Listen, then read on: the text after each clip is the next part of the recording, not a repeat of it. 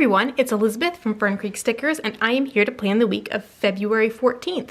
So here I've got some scripts that I've pulled for myself, and then I'm going to be using the Bold Heart kit for the A5 Daily Duo, so I've got a few different sheets from that. So I'm going to go ahead and get my base laid down and chat with you, and then go through and fill in the day by day. So, well, that one is a dead whiteout. Let's get a different one.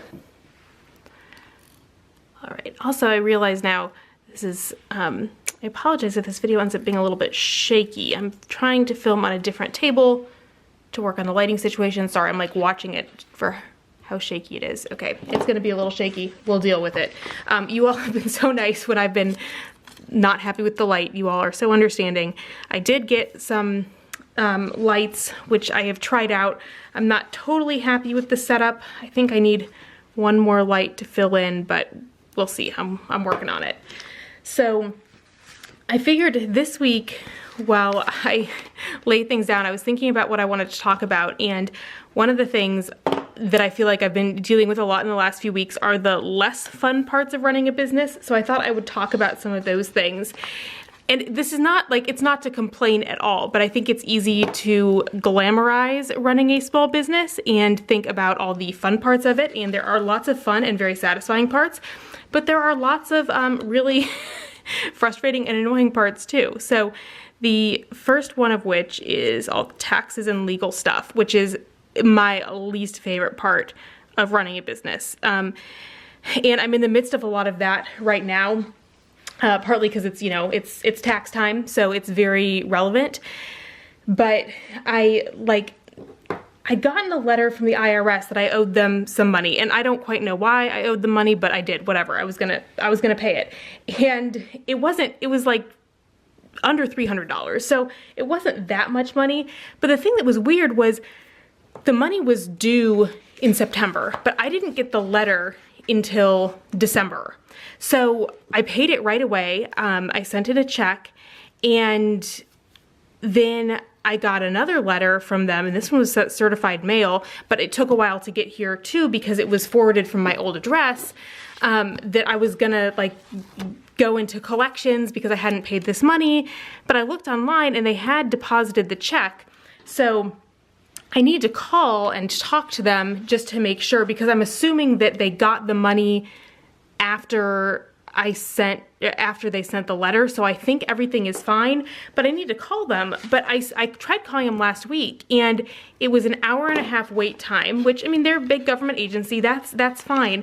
But the thing that annoys me is, like, just play music and don't keep talking, because I can't, like, I was hoping that I could work while I waited on the phone with them, and I can't focus when, like, you know, every 30 seconds they're coming on and saying, like, did you know you can go to irs.gov to find out blah blah blah. Like, if you're just playing music, I could have it on speakerphone and be doing work while I wait for them to pick up. So I need to call them back this week. I also need to call 2 different state tax related agencies. I need to call about sales tax, because something weird changed on my account, so I can't submit my sales tax, so I need to call the sales tax office about that. And then, shoot, now I can't even remember. What else do I have to call about? There's somebody else for state taxes that I need to call as well. Oh, it's about the, yeah, there's this weird tax, and I didn't have to pay it last year, and there's additional paperwork that I need to submit with it, and they give no information about how do you, like, create this paperwork. They just say, you know, you need to submit this thing, but it's not, depending on how your business is set up, some of it you submit, document from when you file your federal taxes, but that's not how my business is set up, so I need to submit something else that I have no idea how to do because it's not like an official tax document, so I need to call them about that. You know, so the tax stuff, not the most fun. And waiting on hold with government agencies is not the most fun either. The other thing too, and this one though is 100% my fault. So I use QuickBooks to keep track of business stuff. I don't like super recommend QuickBooks, but you know, it's what I use. And I have been so bad. I've just been so busy this year. I have been so bad at going in regularly and checking QuickBooks, and it's synced up to my bank account. So like everything should be in there, and I don't make business purchases with cash. So everything is in there, but somehow stuff got miscategorized, or I don't know if some transactions didn't go through because I did change bank accounts partway through the year. I don't know what, but when I look at my, the calculations it gives me, it's showing that I made like no money this year, which is not true. So something is way off. So I need to start spending some time every day and go back through comparing my bank account and QuickBooks for the whole of 2021 to figure out what went wrong, because something is not right. But again, that is annoying, and I'm annoyed that I have to do that, but that's 100% on me, because I should have been going in every week or two and checking to make sure that everything was categorized correctly. So, you know, fun times with the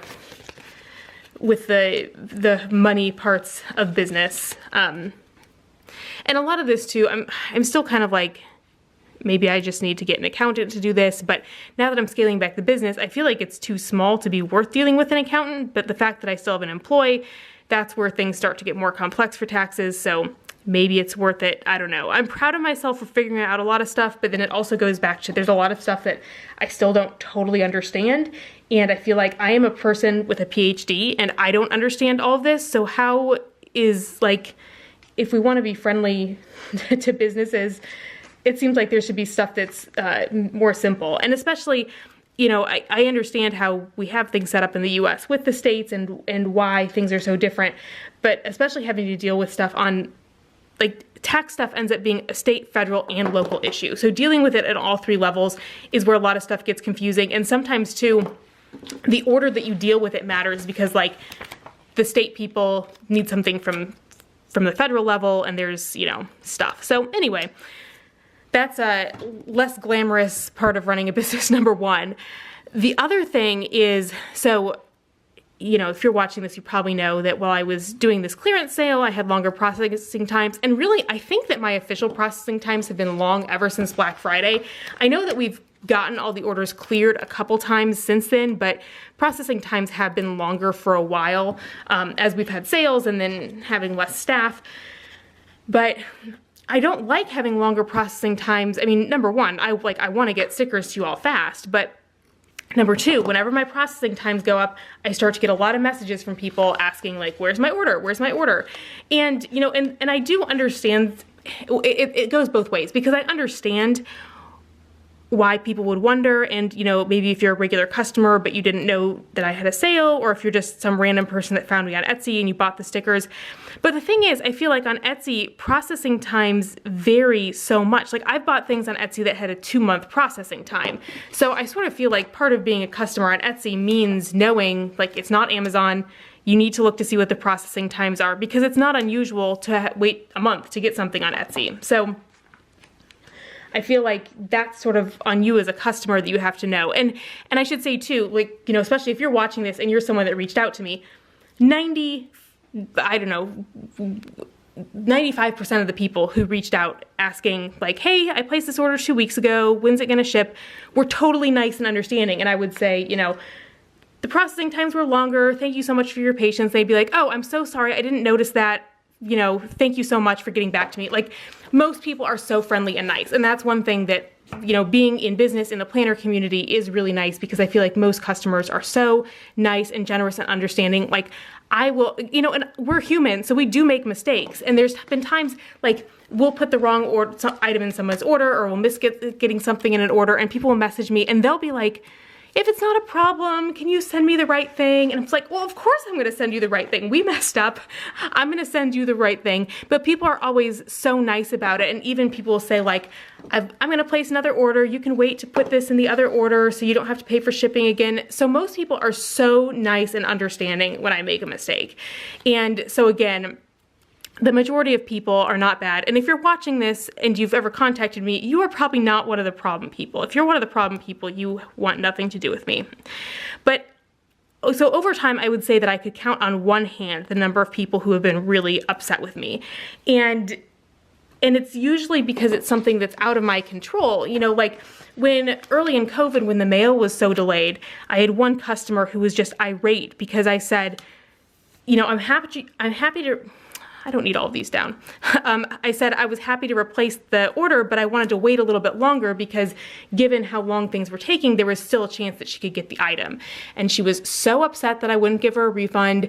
And, you know, she was like, well, if I knew that was your policy, I never would have ordered in the first place. And it's like, no, you wouldn't have.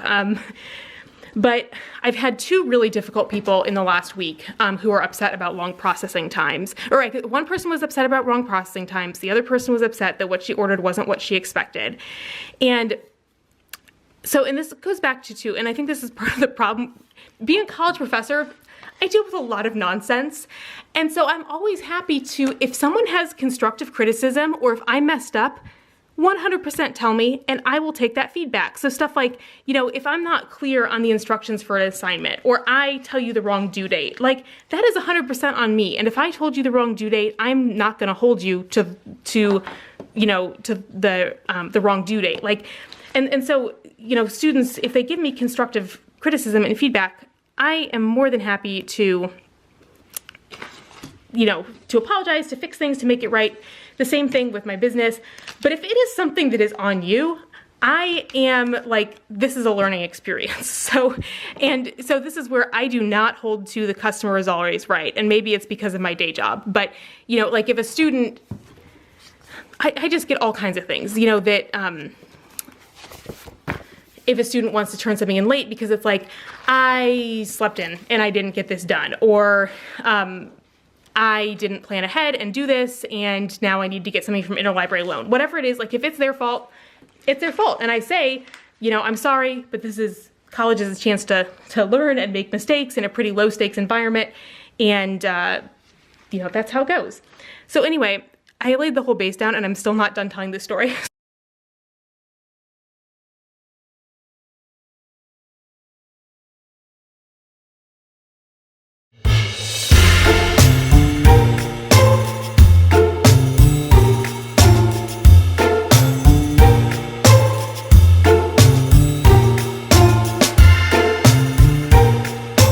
And I should say too, I don't think I ever actually have, but there have been a few times when I was like replying to work email and then I answered Etsy messages and I signed the emails Dr. Larson.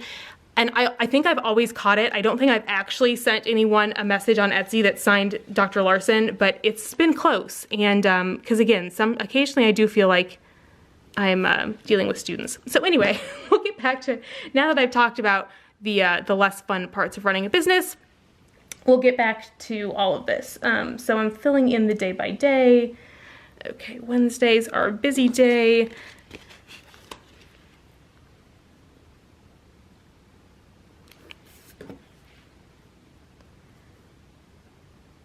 So we ended up not going to Atlanta this weekend because my mother-in-law is back she was back in the hospital. She's out now.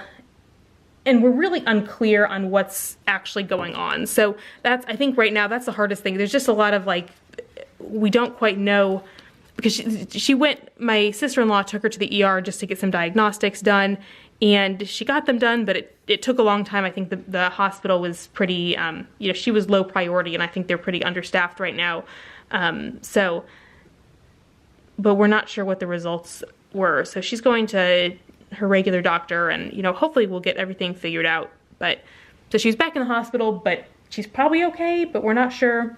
But because she was in the hospital, it didn't make sense for us to go to see her, especially since the hospital was only allowing people to have one visitor, and my father-in-law was her visitor. So we didn't go to Atlanta this weekend, and I got tons of orders filled. I got all the clearance sale orders filled, which was awesome. It felt really good to have that done. And then I got things switched over to be ready for filling the April orders. So Danielle will be able to start on those Monday and Tuesday and hopefully get a ton of orders out. Also, you're going to notice here, I keep these same Instagram posts. I just like never do. And I've taken these pictures. The pictures are taken. I just keep failing to get these actually posted. And if you saw my goals video, one of my goals is to develop a social media routine, which I clearly need to do because I have ideas, but they don't always happen. Let's see.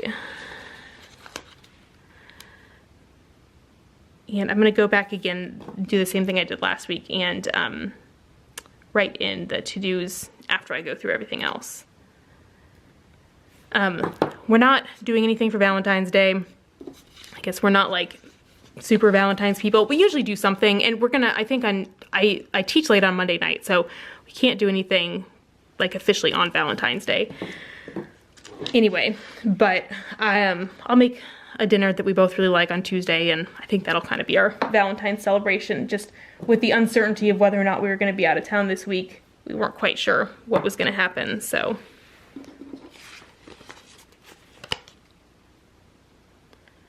I've got a dentist appointment on Tuesday. You know, what?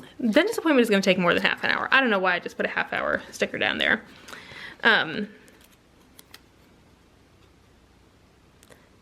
Dentist, not my favorite thing, but you know, I'll deal.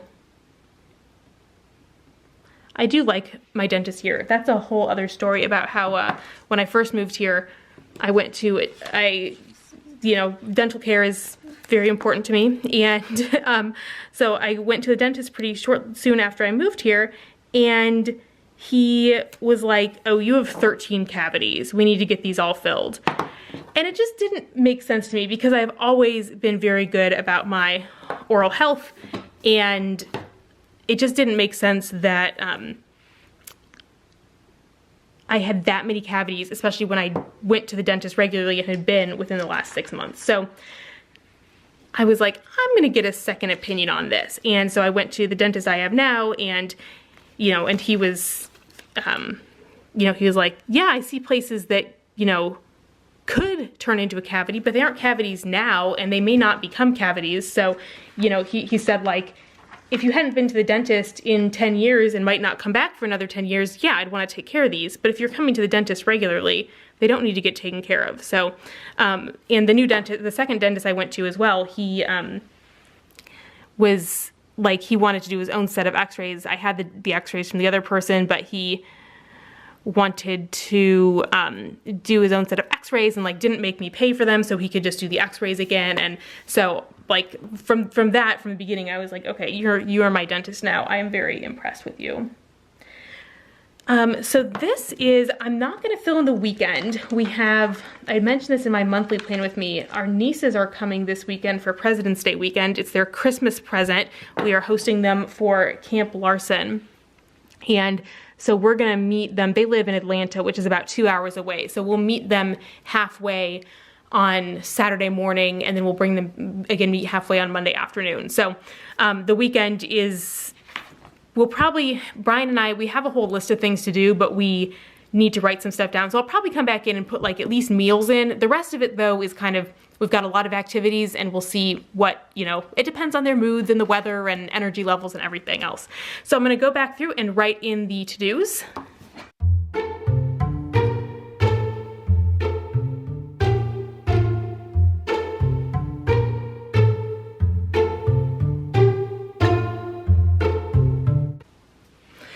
All right, so those are my to-dos for the week. That's what I've got. I hope that you all have a great week ahead of you, and I'll see you around here soon. Bye.